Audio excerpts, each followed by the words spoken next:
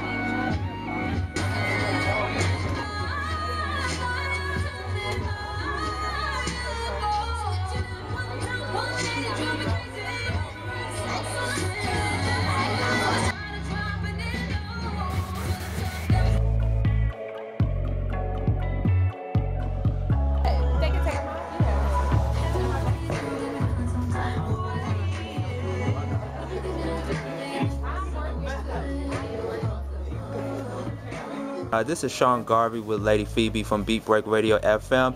What can people expect from the new album, Call Me Crazy But, and what was the creative process behind the album?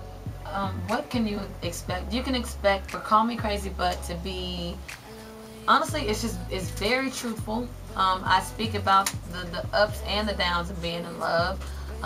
You know, it's very vulnerable. You can expect to hear a lot of Sevyn, to be quite honest. Honestly, a lot of what I've gone through, and you know, just in relationships period, I've put into the album. You can expect to hear a lot of singing, because I like to sing. You can expect to hear a lot of just cool sounding instruments. I'm really big on, like, you know, chord changes. I like big crazy drums, things that I can dance to. So you can expect to hear a lot of that. And the recording process for Call Me Crazy But was, you know, just over the span of probably like a year. I just recorded songs, and I was trying to be as truthful as I possibly could every day in recording it. And then we look up a year later and we have all these songs in this big pile, and we started to kind of maneuver them and realize that if you put them in a certain order, they told a story. So Call Me Crazy But is really talking about the cycle of a relationship, and it comes from my experiences and my best friends and my girlfriends, you know, people that I've talked to. Everybody knows you as a songwriter. You were always like on the back end of music. So now how does it feel being on the front end of music? Being an artist opposed to being a songwriter, both of them I love so much, so I can never really pick between the two.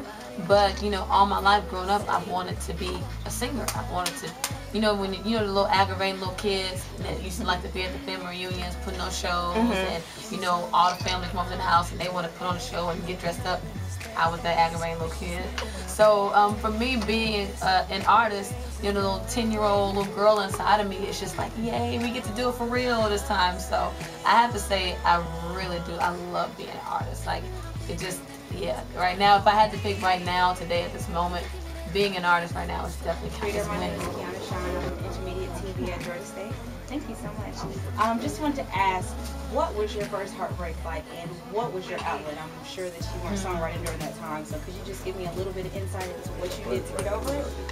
Well, my first real heartbreak, honestly, was, I'm not gonna lie, I think a lot of people have been cheated on before, and I was definitely cheated on, and obviously it ended. And my, you know, the thing that helped me get over it was I ended up moving to California, and writing with Chris for his Fame album helped take my mind off of what I was going through. So writing the Fame album helped me get over my breakup. That's great. So Taylor Swift or Carrie Underwood? You know, I'd be Taylor Swift in that hoe. So I gotta go. I'm gonna say Taylor Swift, only because I'm such a huge fan of like singer-songwriters, and she's such a great songwriter.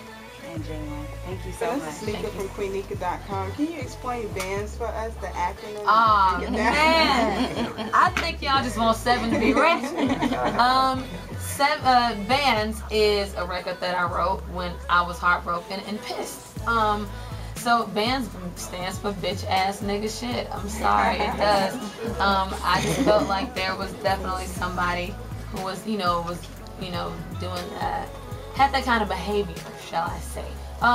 So that's what band stands for. But well, we want to thank you for writing that. I mean, that's a lot of us that feel like that too. So. I feel like men and women both encounter that, in bands. Men run across them all the time. I remember when Diddy had T-shirts saying, no bitch assness. So I think that we all run across, bands.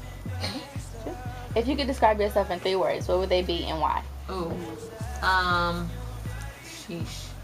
When I say this, don't think that I mean like mentally, okay? Okay. But I'm slow. I'm very slow. I move like a snail. I hear it all the time. Definitely I'm an entertainer, and I'm just, this isn't really one word, but I'm very family oriented. I love my family. If you could give advice to a young person that's trying to come up in the industry world, as in music and everything, what advice would you give them and why? My advice to an up-and-coming producer, singer, songwriter would be, and I say this all the time because I really mean it, and I lived it. If you're a dope, singer, link up with the dopest, writer and producer in your area, because they're gonna need somebody to demo their music. And there you go, you got you a free demo. You can go and play with this for people and say, hey, this is what I sound like.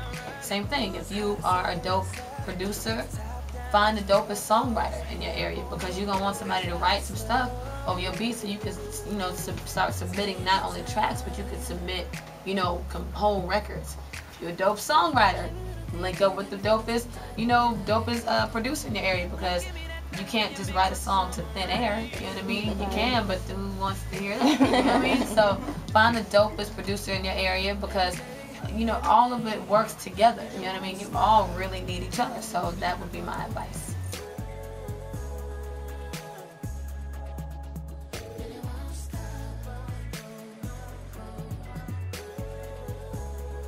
Yo, what's up everybody? It is crazy here at DBS Sound for the signing album for 7th Street. It's crazy. If you're not here, make your way on down to DBS in Riverdale, Georgia.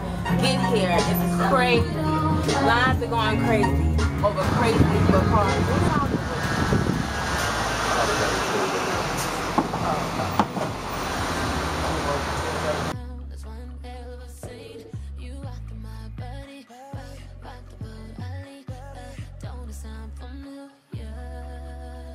And you sound like, looking up in the space.